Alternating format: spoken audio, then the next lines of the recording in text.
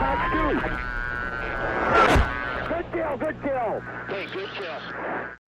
What's going on, guys? I want your opinion today. This is not a dogfighting video or anything like that today.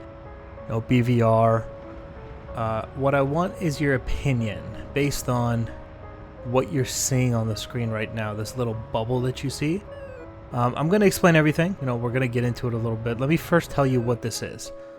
So for those of you unaware, it's called Tobii Eye Tracker 5. It's an eye tracker. I mean, obviously that's what it is, but it also does head tracking as well. And it attaches to the bottom of your screen like this, and I'll tell you why that's important for me personally in a second, and maybe for some of you thinking about getting a larger display, but we'll talk about that in the coming few minutes. One of the major problems that I had with TrackIR was the 55, like I'm using a 55-inch LG NanoCell 4K TV, and that's how I can see a lot of things that you guys sometimes wonder how I can see that you can't see in DCS. I have a very high resolution. The screen is very big. I find that to be very helpful. What I don't find helpful is that the screen is so large that at times other head trackers like TrackIR, for example, cannot see my head. My head is just too high up.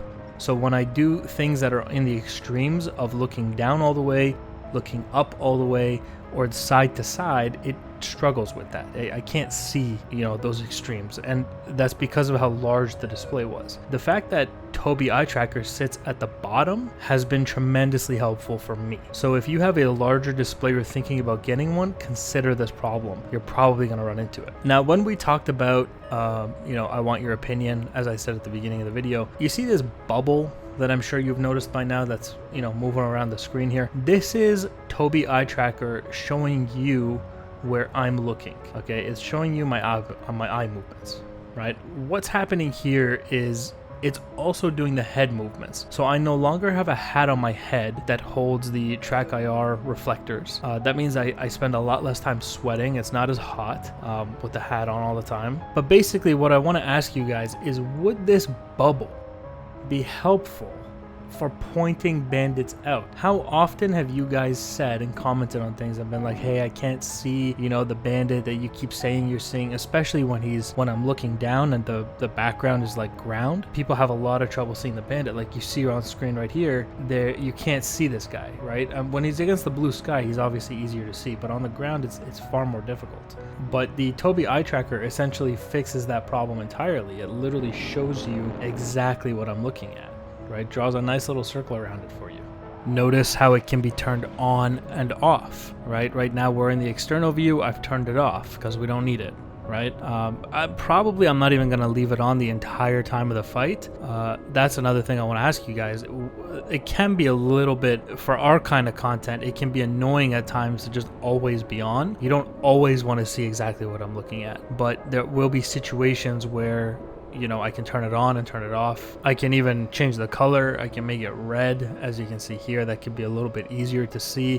Can be also more distracting. It's also something for you guys to give me feedback on. I'm still also getting used to the head tracking. It can be at times, it's something you got to get used to because it's a little bit different. And I still don't have the parameters set up correctly, the head movement, the pitch, the yaw, all that stuff for the head. I don't have that fully finalized yet, but for the most part, I'm happy with the tracking. As you can see, it is following my eyes nicely. It's looking at exactly what I'm looking at.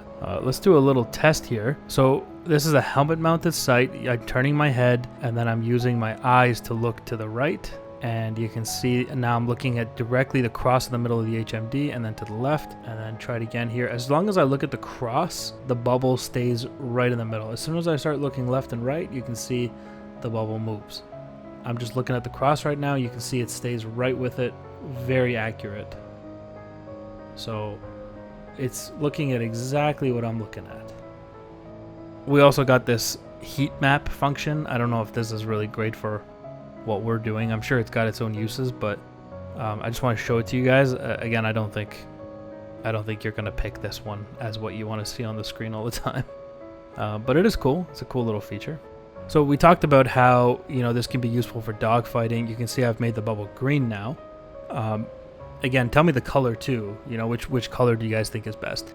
We talked about how it can be useful for dogfighting because it draws a circle around the bandit, but I think it's also really useful for these BVR things. Again, you guys will have to let me know your thoughts, but you can see exactly what instruments I'm looking at. In a dogfight, it's obviously, you know, you got your eyes on the bandit. There's nothing else to look at, really. You may glance at your speeds, but that's about it. But BVR, beyond visual range, there's nothing for you to look at. It's all beyond visual range, right? So there's going to be a lot of glancing between instruments. Looking at the EW screen, looking at the HUD, checking the speeds, you know, the altitude, looking at the radar. You know, you guys are going to see all of these different eye movements and, you know, how I'm keeping track of everything. That may be useful to some of you who are, you know, unfamiliar to BVR, or you're new to DCS. You want to learn this kind of stuff. You want to know how often you should be looking at this or that. You can see here that we've been engaged by the bandit, and I'm putting him on the gimbal. You can see that I'm looking at the radar screen. I'm looking at the locked bandit. You can see how I'm pushing the lock off to the left gimbal, and I'm just holding him there, right? You can see exactly what I'm looking at with the circle. Looking right at that guy, right? I'm looking at the HUD, looking at the speeds, right? The altitude, you can see everything I'm looking at. I think it's got even more application when it comes to BVR, more so than, you know, dogfighting, really. Now, I'm pretty sure we killed the bandit, and you can see me scanning the horizon line with my eyes. You can literally see where I expect to see the bandit, right? I'm looking at exactly all the... People are always like, well, how do you know where to look?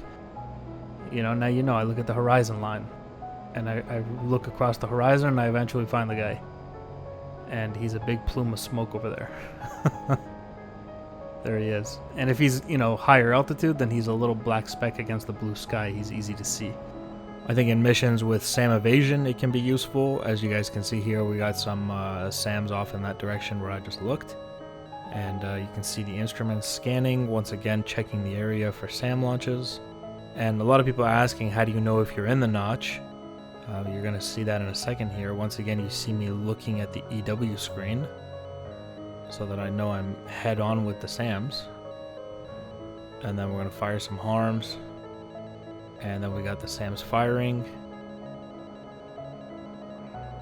And we're going to come over here and hit the notch. And what you're going to see is me looking at the missiles, looking at the EW screen, and just putting it right on the 9 o'clock there. And you can see the missiles missing and going stupid, right? But it's interesting. You can see exactly where I'm looking. I'm looking at the missiles. Now you can see I'm looking at the new missile launch. I don't know, man. I guess I'm kind of a geek for little gadgets like this, but it's pretty cool stuff. You know, go back like 10, 20 years and tell people we'd have this kind of stuff. They'd be like, it's unbelievable, you know? And then we got the recommit. Once again, you see me looking at the EW screen and the HUD, and then a couple of harms here, and we'll go back into the notch.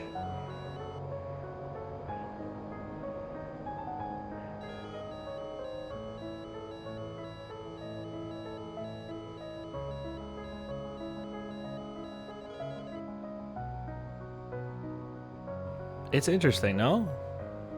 I don't know. I mean, you guys tell me, but I personally would find this pretty fascinating to see exactly what people can see. And the head tracking is not that bad. In fact, I kind of like it a lot. I still have to, like I said, finalize the, you know, profile that I'm building for myself. But the head positioning, you can see it just moves, like everything is reacting pretty naturally. I don't feel any delay in responsiveness or anything like that. I can lean to whatever side, and everything works fine. You can see here, you can see what my eyes are looking at. We're looking at the debris, or the remnants of these SAM sites from these two smoke plumes. You know, it's pretty cool stuff. Alright guys, let me know what you think about all of this. You know, what are your thoughts? What color bubbles do you like? Do you even like the bubbles? Do you like the heat map? Probably not, but what do you want to see? Do you want to see it on and off at certain times? What times would you want the bubble to be on? All this kind of stuff. Let me know in the comment section below. I'll be reading those with great intrigue. All right, guys, thank you for watching and sharing your thoughts, and I'll see you in the next one. Bye, guys.